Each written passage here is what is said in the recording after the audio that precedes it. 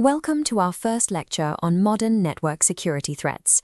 I'm Dr. Alaa Jabbar Al-Maliki, beginning our analysis for the UUM School of Computing. Modern infrastructure relies entirely on computer networks. They are the primary conduits for global business, government operations, and the exchange of sensitive data. This reliance creates a specific challenge for computer scientists. As our networks grow in complexity and reach, the potential entry points for an adversary increase at a similar scale. We must begin with a baseline reality. The concept of a completely impenetrable network is a myth. The goal of network security is not to reach a state of total invulnerability, but to systematically identify vulnerabilities and reduce risk to a level the organization deems acceptable. Throughout this lecture, we will define our core security objectives, deconstruct the mechanics of modern threats, and examine the architecture of layered mitigation. To build a system that can survive in a hostile environment, you must first understand the specific methods used to compromise it. Network security is the formal application of policies and technologies designed to protect infrastructure and data from unauthorized access or disruption. Our performance benchmark for any security system is the CIA triad. These three pillars represent the essential requirements for a secure network.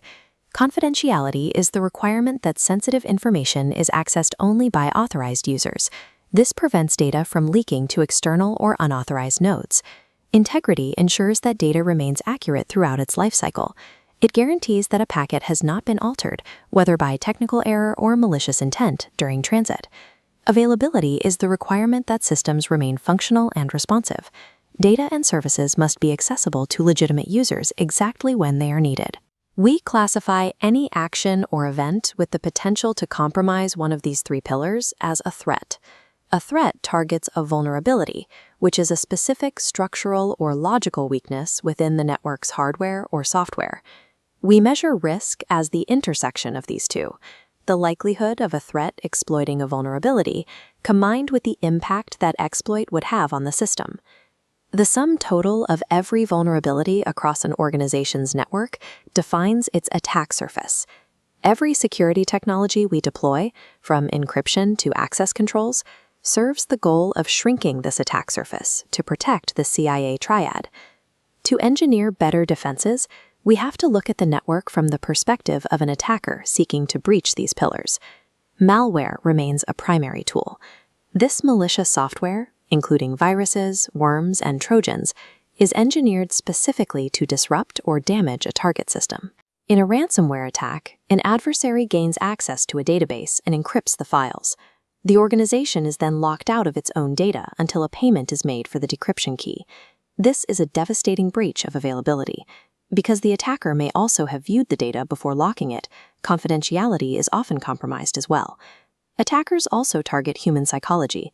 Phishing uses deceptive communications to trick legitimate users into revealing their credentials or financial data.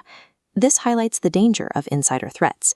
Employees or contractors who already have authorized access can cause significant damage, whether through negligence or malice. A successful phishing email allows an attacker to bypass perimeter security entirely by using a legitimate employee's login information. A network's external defenses offer no protection once a trusted user provides the specific authentication required to bypass them. While malware targets the system's software and users, other attacks focus on the network's communication pathways. Denial of service attacks, including distributed DOS, aim to overwhelm a network or server by flooding it with a massive volume of illegitimate traffic. When a high-traffic DDoS attack strikes a website, the server's resources are consumed by the flood. Legitimate users are unable to connect, resulting in service disruption and financial loss. This is a brute force attack on availability. The data itself may remain secure and uncorrupted, but the system becomes useless because it cannot be reached. Man-in-the-middle attacks use a different approach, interception. An attacker secretly inserts themselves into the communication stream between two legitimate parties. The attacker intercepts the data in transit.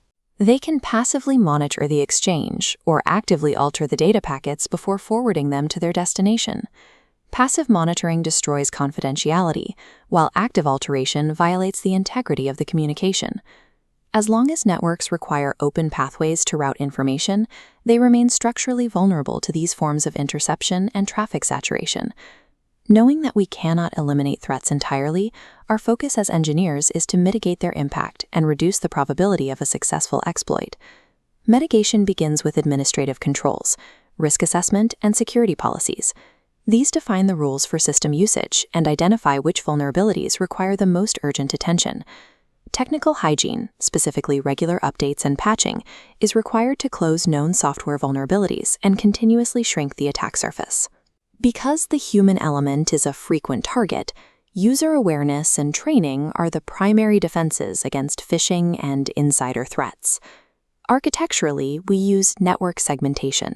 This involves dividing the network into isolated zones to restrict the movement of an attacker. If malware infects a single node, segmentation prevents that infection from cascading through the rest of the network.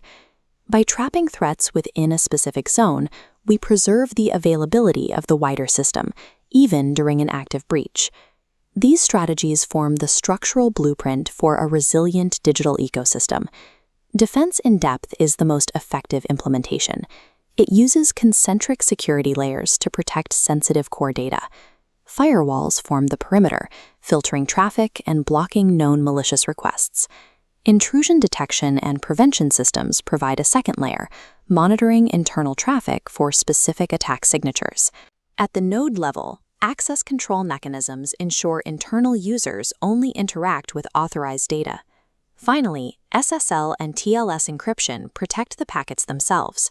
If a man in the middle intercepts the traffic, the encrypted data cannot be read or altered. In this model, the failure of a single security measure doesn't cause a total breach. Each layer provides a redundant check against different threat vectors. As the digital landscape evolves, our defenses must remain dynamic. Security requires continuous monitoring and adaptation. Layered defense preserves confidentiality, integrity, and availability in an inherently hostile world. This concludes our first lecture.